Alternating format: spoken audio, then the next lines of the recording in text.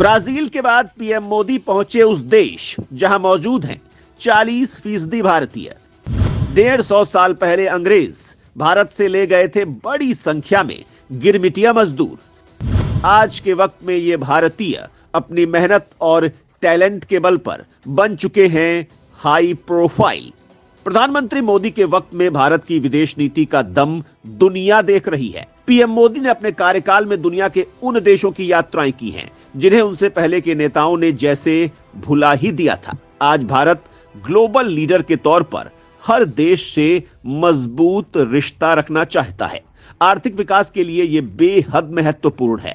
इस वक्त पीएम अपनी यात्रा पर हैं। पहले वो नाइजीरिया गए थे, उसके बाद ब्राजील में आयोजित G20 सम्मेलन में हिस्सा लिया। G20 में भारत की धमक देखते बन रही थी। पीएम मोदी ने इस वैश्विक मंच का भरपूर इस्तेमाल किया और भारत के लिए सुरक्षा परिषद में स्थायी सदस्यता की मांग को पूरी दमदारी से उठाया। इसके अलावा द्विपक्षीय बैठक में कई देशों के साथ भारत ने महत्वपूर्ण सहयोग बढ़ाने पर बात की। G20 में भारत का जलवा कायम करने के बाद प्रधानमंत्री गुयाना पहुंचे हैं। गुयाना भारत के लिए बेहद खास है।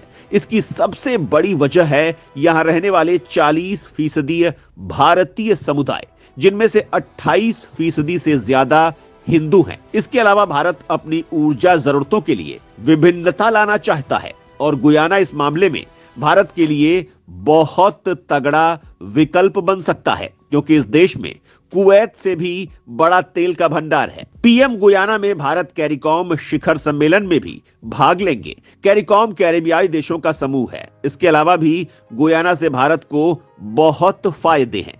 तो आइए जानते हैं कि गुयाना भारत के लिए कितना फायदेमंद हो सकता है। गुयाना में बसता है एक छोटा भारत। सांस्कृतिक रूप से है गहरा जुड़ाव।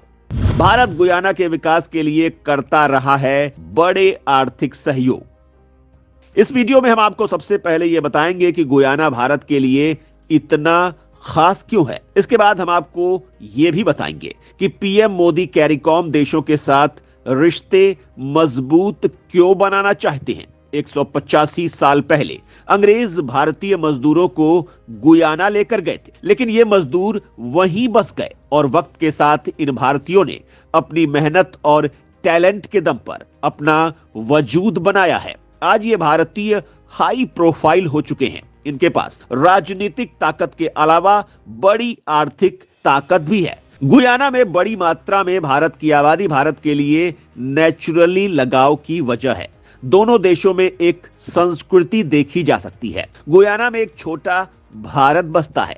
इसी वजह से जब पूरे 56 सालों के बाद भारत के पीएम नरेंद्र मोदी गुयाना पहुंचे तो इस देश ने बाहें फैलाकर पीएम का स्वागत किया। गुयाना के राष्ट्रपति मोहम्मद इरफान अली अपने दर्जनों मंत्रियों के साथ खुद ही एयरपोर्ट पर पीएम मोदी के स्वागत के लिए खड़े थे। उन्होंने पीएम मोदी को गले लगाकर उनका स्वागत किया। गुयाना के उपराष्ट्रपति भारत जगदेव ने पीएम मोदी की इस यात्रा को ऐतिहासिक बताया है। गुयाना और भारत के मजबूत रिश्तों को इसी बात से समझा जा सकता है कि गुयाना के उपराष्ट्रपति के नाम में ही भारत है। भारत के लोग भारत से इतनी दूर भी अपनी संस्कृति, अपनी विरासत को नहीं भूले हैं और पीएम मोदी के स्वागत में भारतीय समुदाय विशुद्ध भारतीय वेशभूषा में एयरपोर्ट पर पहुंचा था। गुयाना की राजधानी जॉर्ज टाउन में पीएम मोदी को गार्ड ऑफ ऑनर दिया गया। पीएम मोदी को नाइजीरिया ने भी अपना सर्वोच्च सम्मान दिया है। गुयाना के अलावा कैरिकॉम देशों में शामिल बारबाडोस भी भारत को अपना सर्वोच्च सम्मान देगा। पीएम मोदी के सर्वोच्च सम्मान की लिस्ट में इस तरह से 19 सम्मान शामिल हो जाएंगे। गुयाना के विकास में भारत लगातार मदद कर रहा है। भारत ने गुयाना में कई प्रोजेक्ट में मदद दी है। भारत ने $25 मिलियन की मदद से गुयाना में क्रिकेट स्टेडियम भी बनवाया है। इस बार के T20 विश्व कप में इसका इस्तेमाल किया गया था। भारत गुयाना के छात्रों को स्कॉलरशिप भी देता है। पीएम मोदी से पहले पूर्व प्रधानमंत्री इंदिरा गांधी ने 1968 में गुयाना की यात्रा की थी। गुयाना के साथ सांस्कृतिक जुड़ाव की बात ऐसी है कि अगर देश से कोई आर्थिक फायदा न हो तो भी वो भारत के लिए खास है। लेकिन गुयाना भारत के लिए एक बहुत बड़े खजाने की तरह है। गुयाना में कुवैत से भी ज्यादा तेल और गैस का भंडार है। भारत अपनी ऊर्जा जरूरतों को पूरा करने के लिए आयात में विभिन्नता लाना चाहता है। वो किसी एक देश पर निर्भर नहीं रहना चाहता है।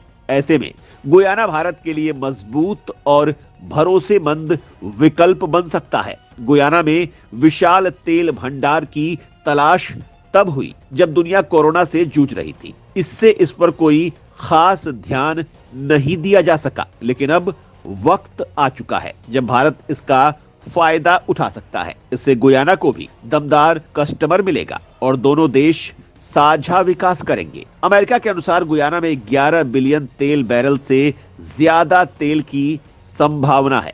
इसके अलावा गुयाना में विशाल गैस भंडार भी है। ये मात्रा कुवैत में मौजूद पेट्रोलियम से 3 गुना से भी ज्यादा है। इसके अलावा पीएम मोदी कैरिकॉम शिखर सम्मेलन में भी हिस्सा लेने वाले हैं।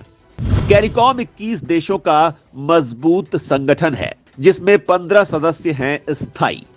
आर्थिक और राजनीतिक मुद्दों पर ये देश आपस में करते हैं सहयोग। पीएम मोदी गुयाना के साथ द्विपक्षीय रिश्तों को मजबूती देने के अलावा कैरिकॉम देशों के साथ रिश्ते मजबूत करेंगे। कैरिकॉम 21 देशों का संगठन है। इस संगठन में 15 सदस्य स्थायी हैं और 6 सदस्य सहयोगी हैं। भारत इस संगठन के लिए खास है और आसियान की तरह इस संगठन में भारत एक ताकतवर भूमिका निभाना चाहता है। भारत इन देशों के साथ बड़ा व्यापार करना चाहता है। ये देश रक्षा मामलों में भी भारत से बड़ी मदद ले सकते हैं। गुयाना को भारत ने डोर्नियर विमान दे रखे हैं। अब दूसरे हथियार के लिए भी डील हो सकती है। भारत एक बड़ी रक्षा ताकत बन चुका है जो कई देशों को अपने हथियार और रक्षा साजो सामान सप्लाई कर रहा है।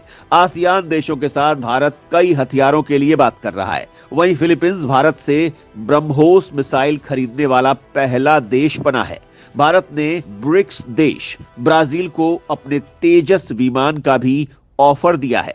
ब्राजील G4 देशों में भी शामिल है जो भारत के साथ मिलकर सुरक्षा परिषद में स्थायी सदस्यता की मांग कर रहा है।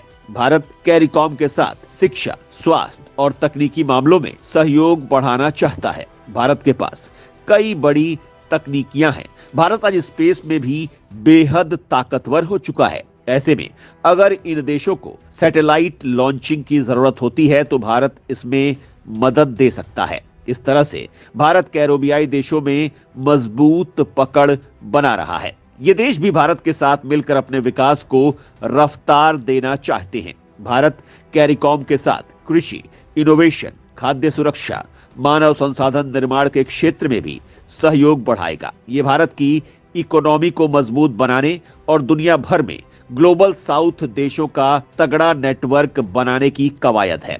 ग्लोबल साउथ विकासशील देशों का समूह है जिन्हें अपने विकास के लिए तमाम दिक्कतों का सामना करना पड़ता है। इन दिक्कतों को खत्म करने के लिए ही भारत ने ऐसे देशों के लिए मंच तैयार किया है। भारत इन देशों का नेता बना हुआ है। भारत ने अफ्रीका को G20 में स्थायी सदस्यता दिलाकर अपनी ताकत का दम दिखाया है और इसी ताकत के दम पर भारत सुरक्षा परिषद में भी स्थायी सदस्यता की मांग को मजबूत कर रहा है। सुरक्षा परिषद में स्थायी सदस्यता की भारत की मांग को दुनिया भर में मजबूत समर्थन मिल रहा है। कैरिकॉम भी इसमें अहम हो सकता है। भारत यूक्रेन जंग को खत्म कराने के लिए UN से भी मजबूत भूमिका निभा रहा है जो भारत की ताकत को दिखाता है। तो दोस्तों, गुयाना की यात्रा और भारत के कैरिकॉम के साथ रिश्तों पर आपका क्या कहना है? कमेंट करके बताना ना भूलें।